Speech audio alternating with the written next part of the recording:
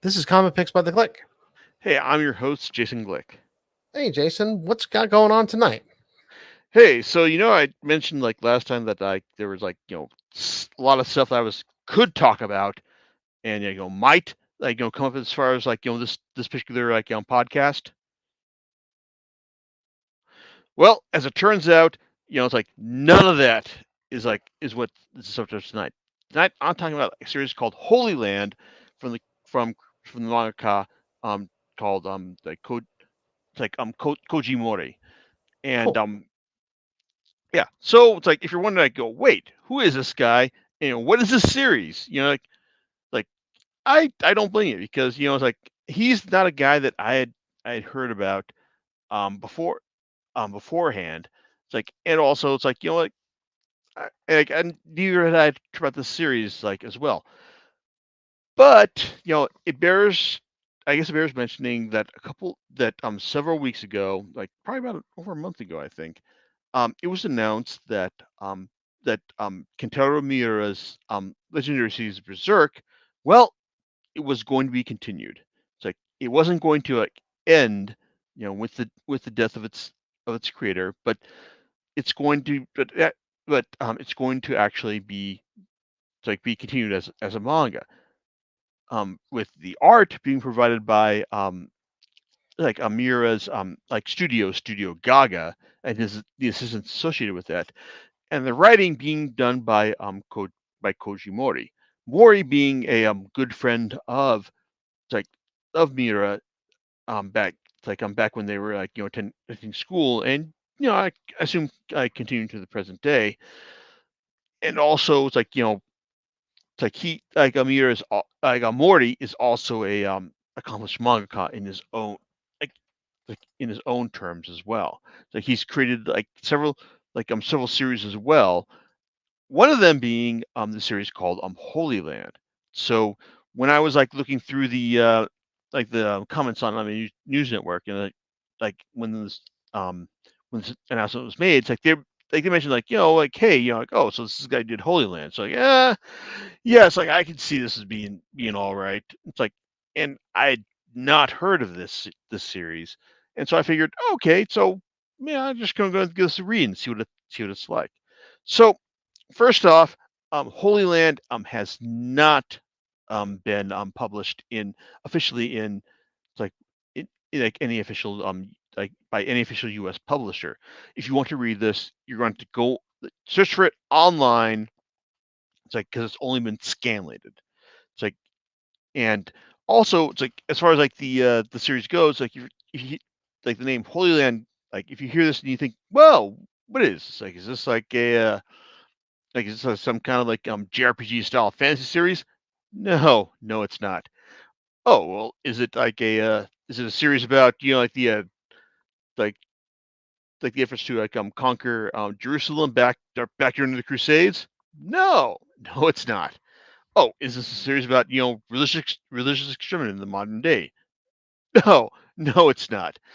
Holy Land is the title is kind of a metaphor for the like for the space between that young adults feel between it's like during their high school days and the days that they actually become an adult. And they've got that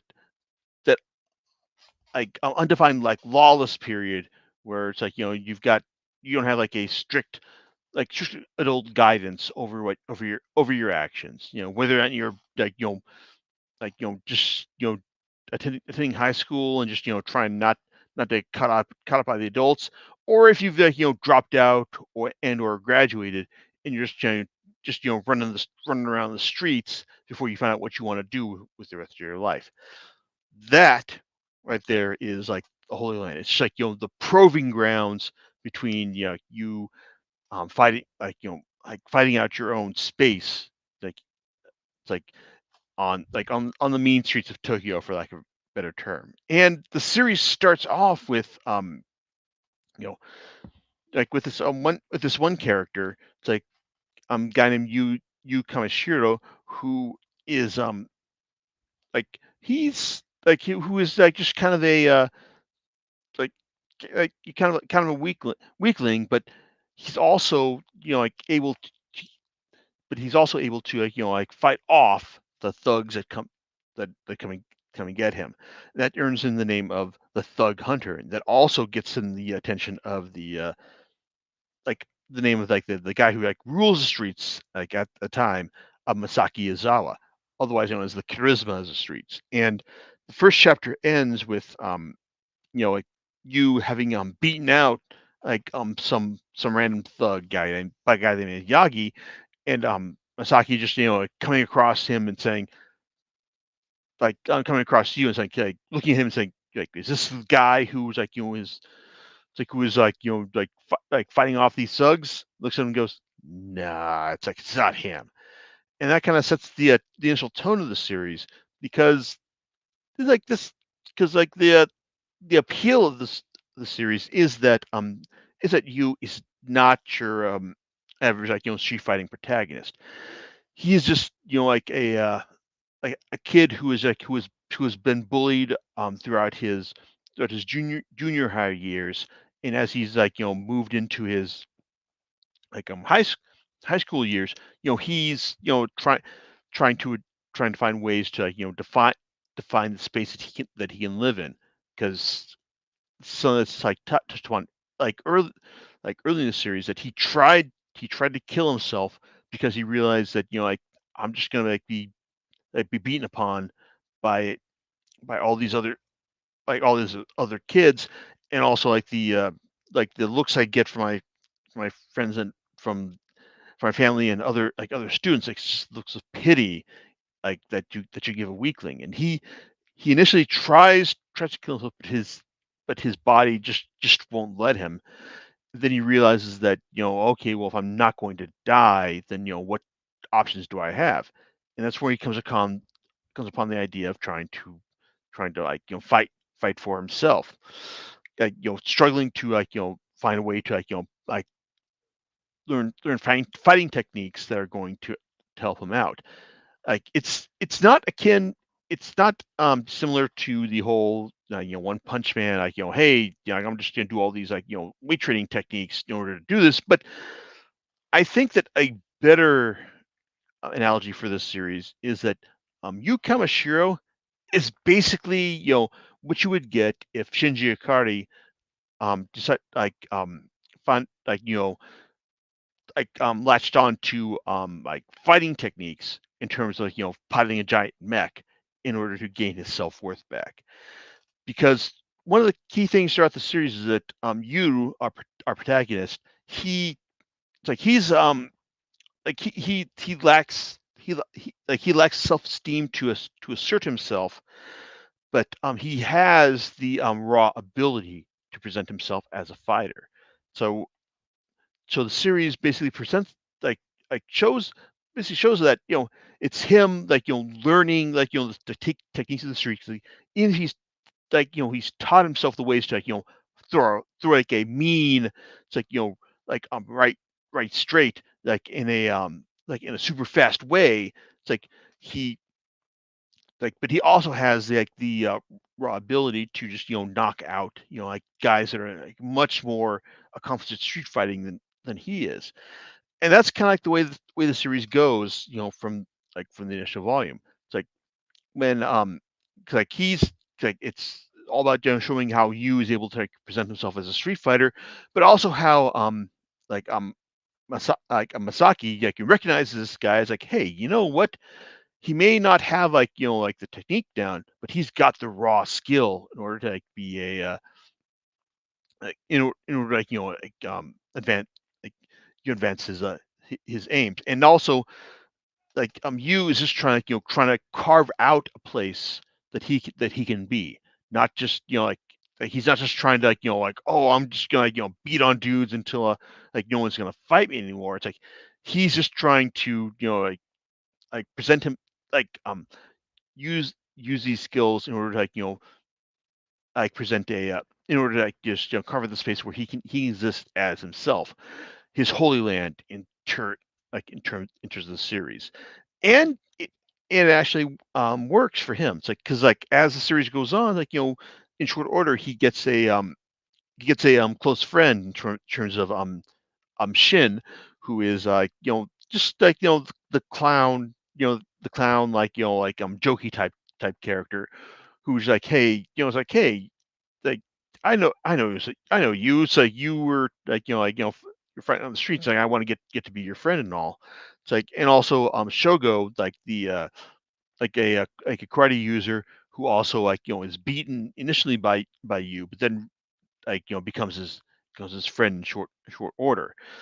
So the first couple of volumes are all about you establishing yourself and learning just what it means to be like an actual fighter on the streets, in terms of taking out there's challengers that come across them, like from the like from from the judo user who tries to throw his ass down, but he's able to fight him out.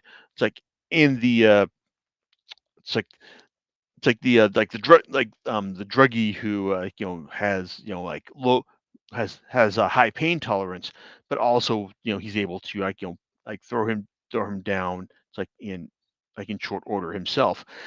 There's like over the course of the series, it's all about you just like you learning like new techniques, new strategies in order to take down like the people who come to fight him, whether it's that druggie, whether it's Shogo trying to assert himself as the as like the new like fighter, or Shogo just realizing that I like you're my friend and all, but I want to know who's the best of us, and I want us wants to fight and all. It's like, and the tragedy that results from that. It's like, or the it's like or the kendo fighter. It's like who is able to who is able to wield like the wooden sword in order to fight him as well. It's all about like I mean the series like has a standard like, oh, who's gonna win? It's like, who like is you going to like be able to beat this person, or is he going to be defeated in this round? It's like, and on one hand, what kept me reading this series was Yu's overall vulnerability, because like I said, he's basically kind of like the Shinji Ikari of this series, in the sense that he's not he lacks self-esteem, he lacks a feeling of self-worth about him, like about himself, and just like he needs to like like keep fighting people in order to like prove like who he is. And the series does a good job of like showing like how he's going to do that, like because you've got like like him fighting against like the very like the immediate threats that come after him. And on one hand, it's like that kind of works up to a certain point, because after because like while you've got like him like because at one point Shin, his buddy, like gets beaten up by the guys who have it in for you, and then you just goes on like on a blinding rage, fighting throughout the streets. It's like up until a point where Masaki has to take him out to just let him know that like you've gone too far. It's like, in that kind of thing. And also when like he has to take on the kendo, like short like wooden sword. It's like a wooden sword fighter. It's like, and also it's like one of the boxers at his school. Oh, and also the one of the kickboxers who's also like a real professional fighter. Because like the series like gets to the point where it's like, oh, it's like we're just fighting, like seeing like who you can fight, like in order to like get better as a as a fighter. It's like that's basically like the thrust of the series. It's like you wants to be a he not that he well, I guess he doesn't want to be a better fighter, but he just wants to like, find a way to just carve out this space for himself. But at the same time, like, the series is also beholden to like the shonen conventions of like, hey, you got to find like new and better characters for our protagonist to fight in order to keep the series interesting.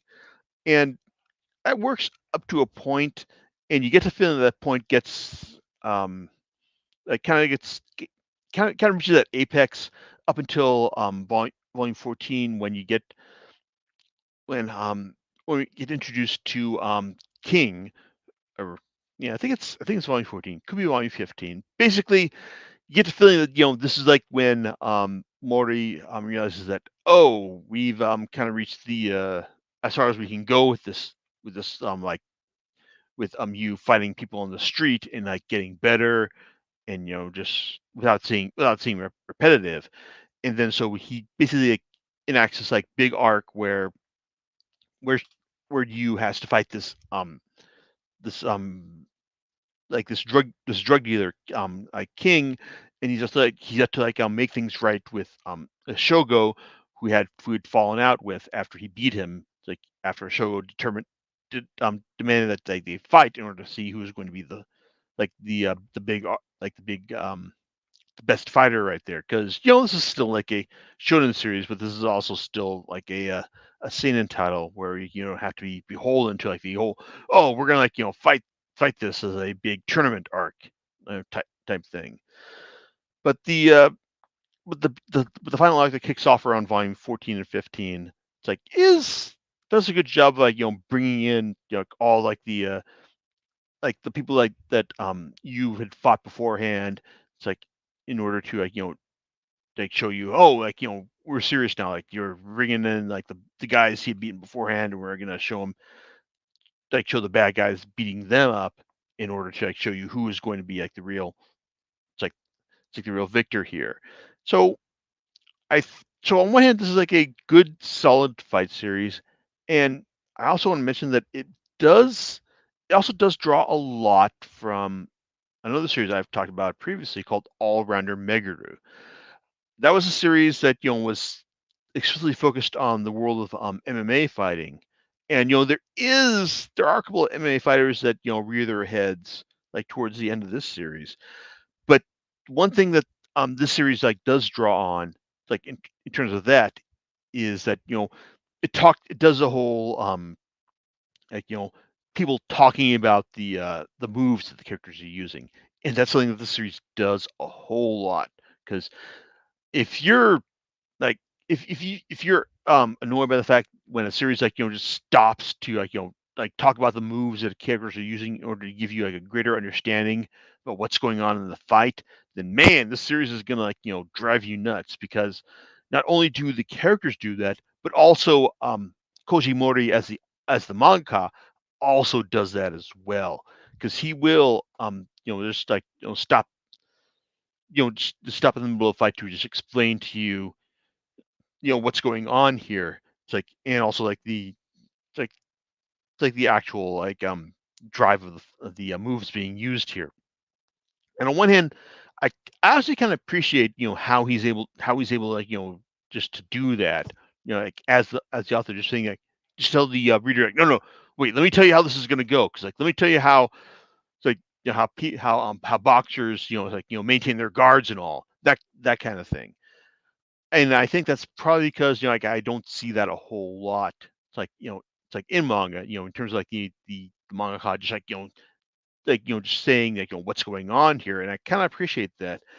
But it's like I will say that this is also kind of it, like if you're annoyed by the fact when like when a creature just like steps in and just like to like has to explain to you like how the fight is going to go and why it's going to go this way, yeah, you're probably going to be annoyed here. In fact, if you're kind of annoyed by like the whole like shonen angst style of fighting, it's like then yeah, it's like Holyland may not be for you, because like I said, it is mainly concerned with Yu's growth as a fighter, and he's got that like lack of self esteem that he needs, like his friends, it's like and other like his friends and antagonists in order to tell him like what he's doing wrong and how he's going to like advance in the fight. And I will say that it does um work pretty well in the end, when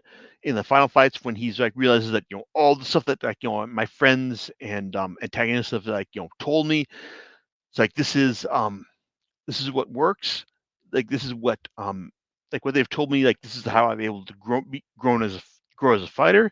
on one hand, that's pretty cool. It's like, especially like when he's like able to like take on King at the end, and also fight Masaki like as a proper final fight.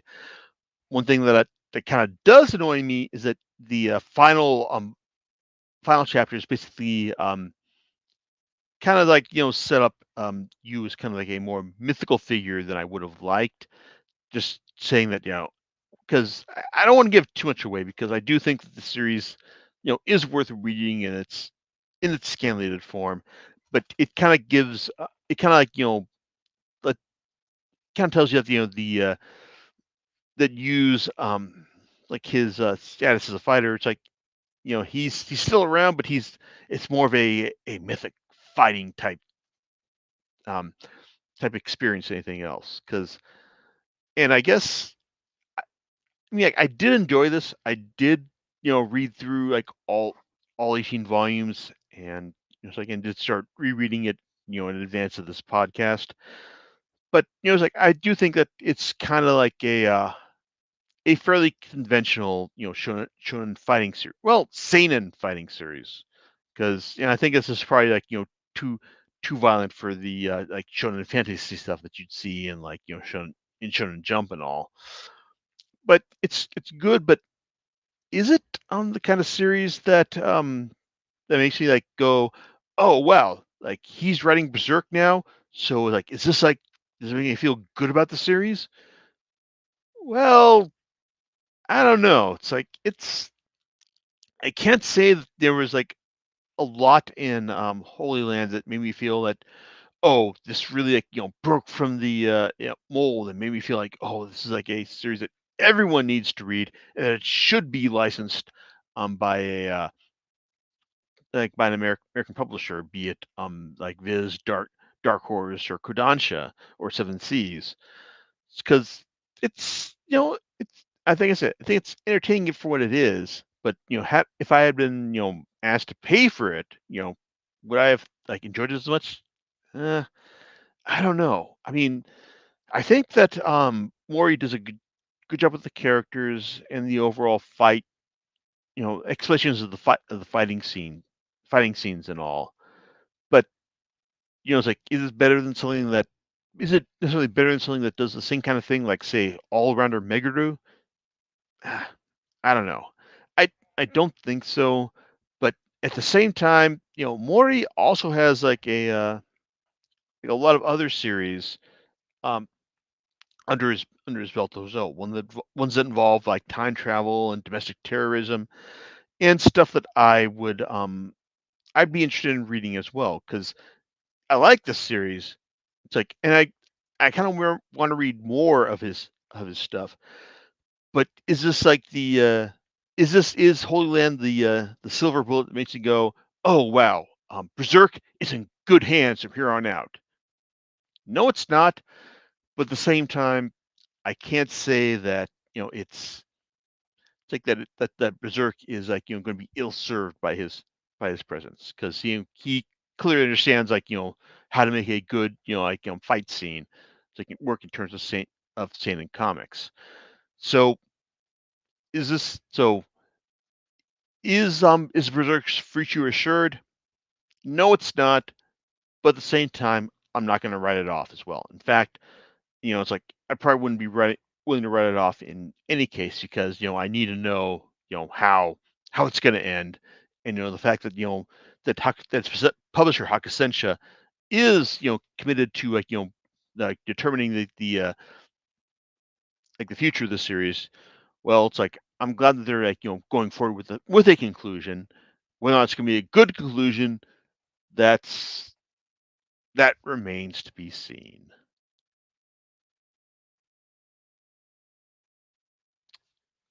Yeah. And yeah, that's all I got to say right there. All right, cool. So, what are you going to be talking about next time? Oh, well, I don't know why you're asking that, John, because you should know what we're going to be talking about next time. Wait, does this have something to do with turtles? Maybe like Mutant Ninja Turtles, really.